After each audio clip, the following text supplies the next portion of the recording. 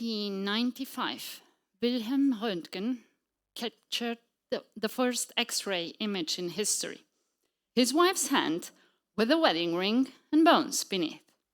When she saw it, she whispered, "I've seen my death."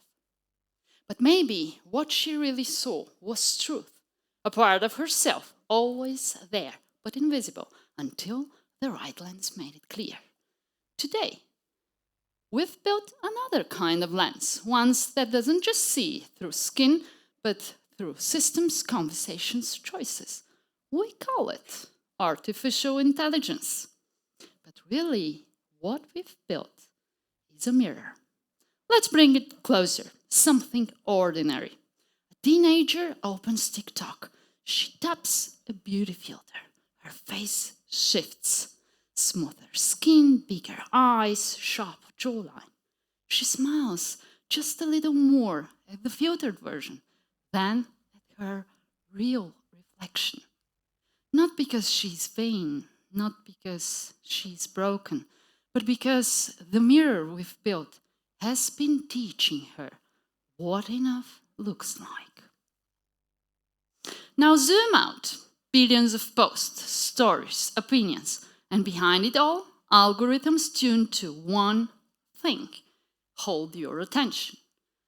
What grabs attention fastest? Not calm, nuance, but outrage, fear, division. During the last elections in Germany, organized groups didn't need to hack the system. They just fed it. AI was used to amplify emotional messages. Thousands of posts designed to spark anger, divide us. And the algorithms, they didn't ask, is this true or is this good for democracy? They just notice what got clicks and turn up the volume. Because to the machine, attention is success. It's like craving chocolate, but the system keeps feeding you chili, not because you asked for it, but because you flinched when you tasted it. Algorithms don't give us what we want. They give us what we react to. But that's just the surface. Something bigger was happening underneath. In every previous wave of innovation, the real power stayed locked in the hands of governments, corporations, big institutions. But today, with AI, the power to create is in our hands. A teenager can publish a novel. A teacher can build a learning app. That's exciting. It's empowering. But it also means responsibility belongs to each of us. This new power brings something else too: rapid change. And with rapid change, uncertainty follows. And where there is uncertainty, fear often tries to take the wheel. And when fear drives creation, we don't build bridges, we build walls. We don't open possibilities, we close them. Facing fear takes courage, but sustaining change takes something even deeper: acceptance.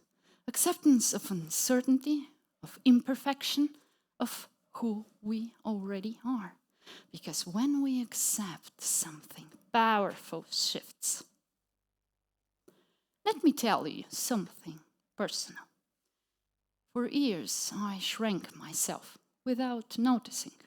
Not bold enough, not creative enough, waiting for the right time and the better version of me.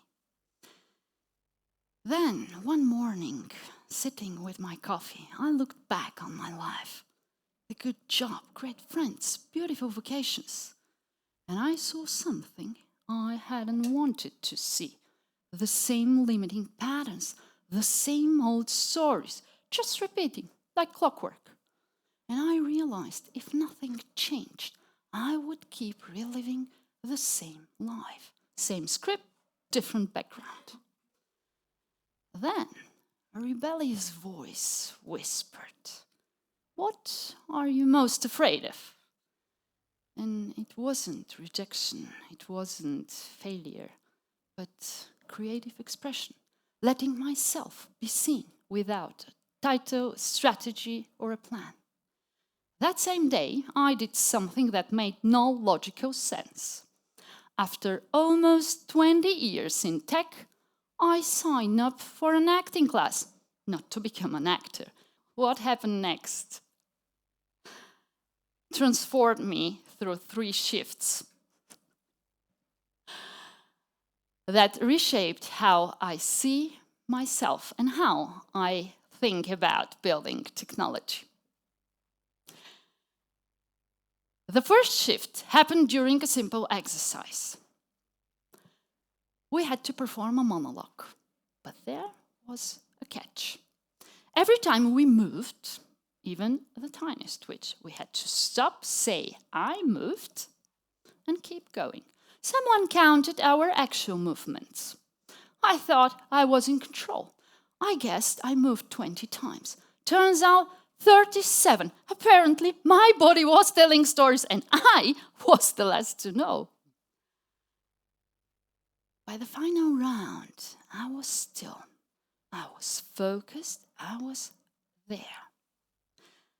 That's when it hit me. I hadn't been fully present in my own life. Always a few steps ahead or a few steps behind. Never quite here. That same unconscious autopilot that runs in us, runs in the systems we built. When early AI models were trained on massive internet datasets, we didn't stop to ask, what hidden values live inside this data? We just hit go, and now we're seeing the result. We built systems that scale our biases, and in some cases make millions of people invisible. What happened next pushed me to my absolute limit. Our teacher dropped the next surprise. By the end of the week, you would sing a song in front of the group. I thought, why? Why am I doing this to myself? And I said out loud, no way, I'm not doing that. And here's why. Because when I was 4, I overheard an adult say, well, one thing she definitely cannot do is sing.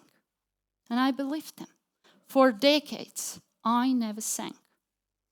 But that night, I kept thinking, what if I tried? On the final day, I stood up with my heart pounding. And I sang. And after I finished, I whispered to myself, I did it. There is nothing on this earth that can stop me anymore. And for the first time, I actually believed it. Because the stories we carry shape more than our confidence. They shape our sense of possibility. And just like I once decided I cannot sing, we've already decided AI cannot be ethical, tech cannot be human. But maybe it can. Maybe it depends on the stories we are willing to let go of so we can build something better. After singing, I thought the hardest part was over. I was wrong. Week 2, we were recorded. Close-up shots, no filters, just you on a big screen, nowhere to hide. The first playback, I couldn't even watch myself. The second, I judged everything. My appearance, my posture, my voice, my silence. You know that moment when you find an old photo of yourself and you think, who let me leave the house looking like that? Yeah, exactly that. But slowly, something softened. By the final round, I watched differently. Not to critique, just to see. And I saw someone imperfect, unpolished, but present, and somehow enough. That moment changed me. Not because I fixed anything, but because I stopped trying to. And what happens when we accept ourselves. We stop chasing approval. We share what we believe. We celebrate others' success without shrinking our own. We don't always realize it, but we are building our assumptions into the systems we use. Researchers recently analyzed thousands of real conversations with AI and found it mirrors human values adapting to the context. The mirror doesn't just reflect us.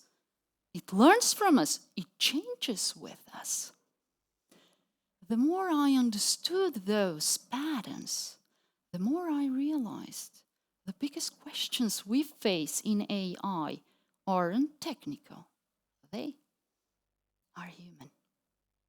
That's why this moment doesn't just belong to developers, engineers, or CEOs.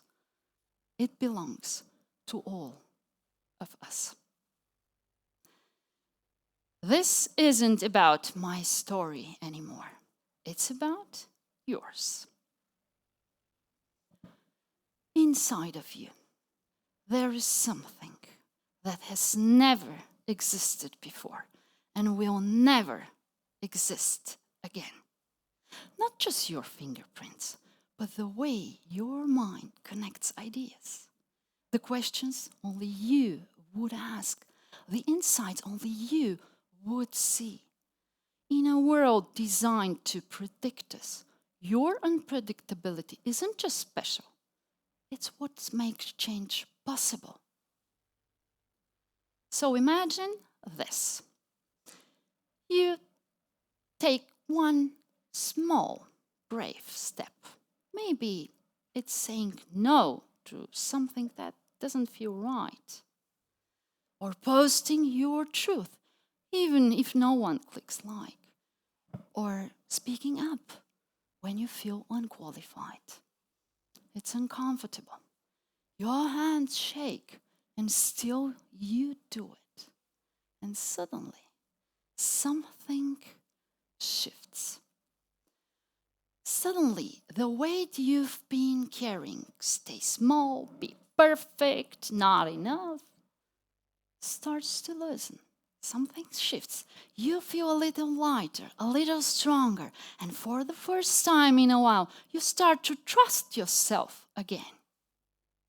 And later, when the world tries to pull you back with its filters, its noise, its outrage, you feel something steadier inside.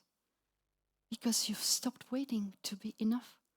You already are. The future isn't written in code, not in policy, not in algorithms. It's written in the quiet choices we make every day. And it starts with one decision: to stop waiting. So if you're wondering where to begin, start here. I call it the unwritten path. 3 moves to carry with you. Face what scares you, not someday, now. Embrace the truth, not the polished version, the real one. And create the future, not by following someone else's map, but by building something you truly value. Because it's your willingness to be real that shape a future we can stand behind. Like that first X-ray image, AI doesn't show us our end. It reveals what's underneath: our patterns, our values, our truth. What we choose to do with that truth, that's still up to us. So ask yourself, what would transform in your life and in our shared future if you stopped waiting to be enough and started walking the path only you were born to take? Because the mirror we are building is waiting for the next reflection. Let it be quiet. Let it be brave. Let it be real.